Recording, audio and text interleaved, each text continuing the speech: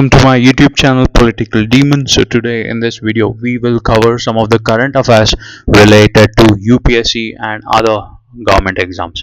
So in this particular video, let us look at a report that has been recently given out by UNDP, United Nations Development Program.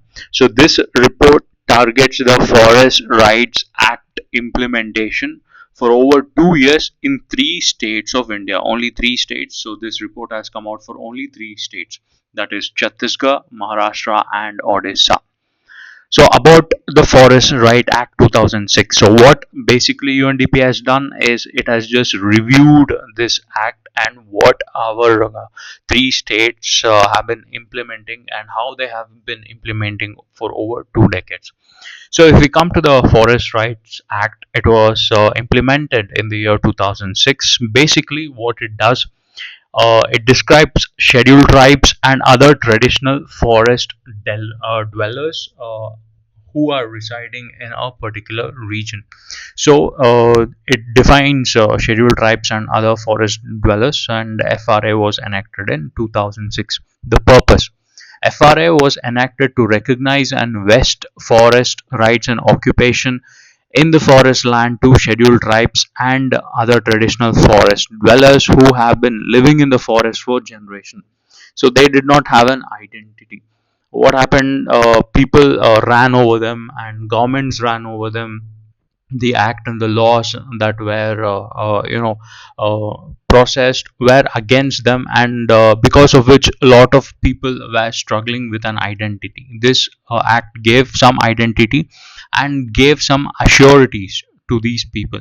So it aimed to correct historical injustice where these communities were denied land and resource rights despite their traditional dependencies on forest. So these a particular group of people were dependent on the forest for their livelihood. But as the population grew, law and order grew, they were targeted and they were tried to push out of their areas where they stayed.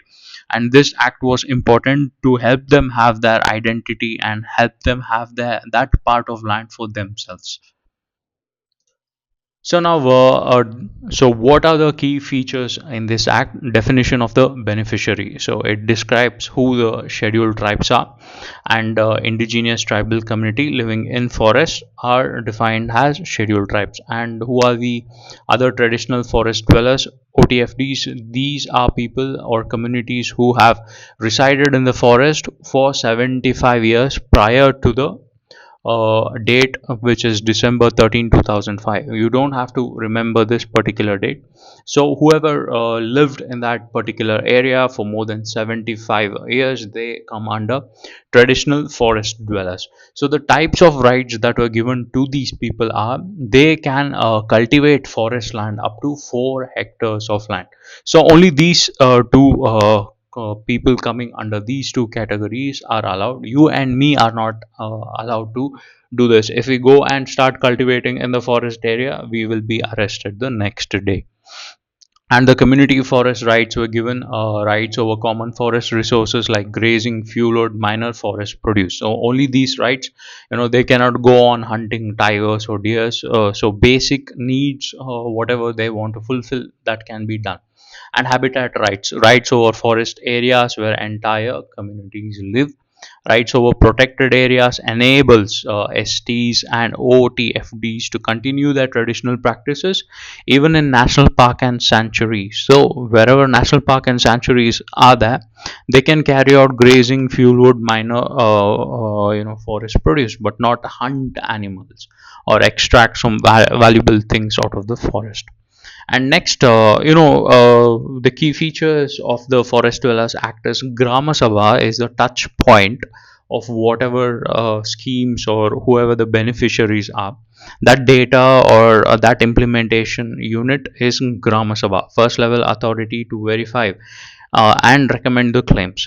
And next comes a subdivisional level committee where these it reviews the Grama Sabha. Then the district level community, finally approval of the rights. So final decision is with the district level, but the grassroots level work is done by Grama Sabha. So this is the hierarchy. district level on top, subdivisional level at the middle, and gram sabha at the ground level. So limitations, as we have discussed earlier, land rights are kept at 4 hectares per household. Rights cannot be transferred to outsiders. Those people cannot let us go and stay there and do all these activities. Forest conservation rules must be respected while exercising the rights. I think that is clear. So now the challenges that UNDP saw in the implementation of this particular act was high rejection rates. So whoever people were beneficiaries were also rejected. Recording of rights, whatever rights that they supposed to have, those were not implemented properly. Post rejection issues, even after some beneficiaries were recognized, giving them rights or beneficiaries, all that was having some lacks. Institutional capacity gaps in the gram panchayat or the district level did not function well.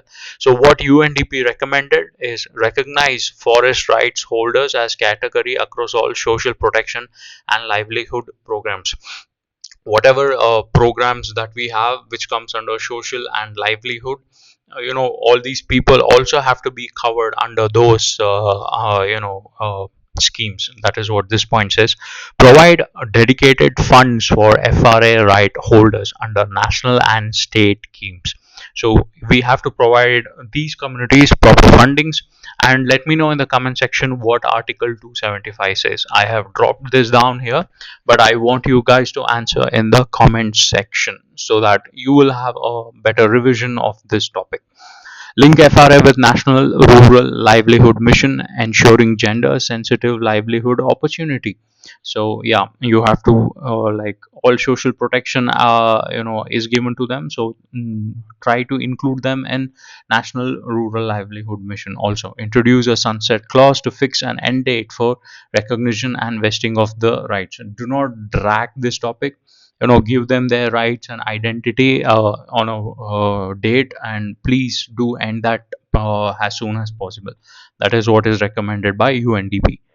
Strengthen post rights support, move beyond a welfare approach to community empowerment. Ensure integration of FRA with PESA, provision of Panchayats extension to Scheduled Areas Act. So 1996 for a holistic governance. Give Panchayat also rights to govern and help these people out. That is what UNDP has suggested. So this is it about the report that UNDP has given out. I hope this will be useful for your upcoming exams. If you like this video, please do hit that subscribe button and subscribe this channel Political Demon. Thank you. See you in my next vlog.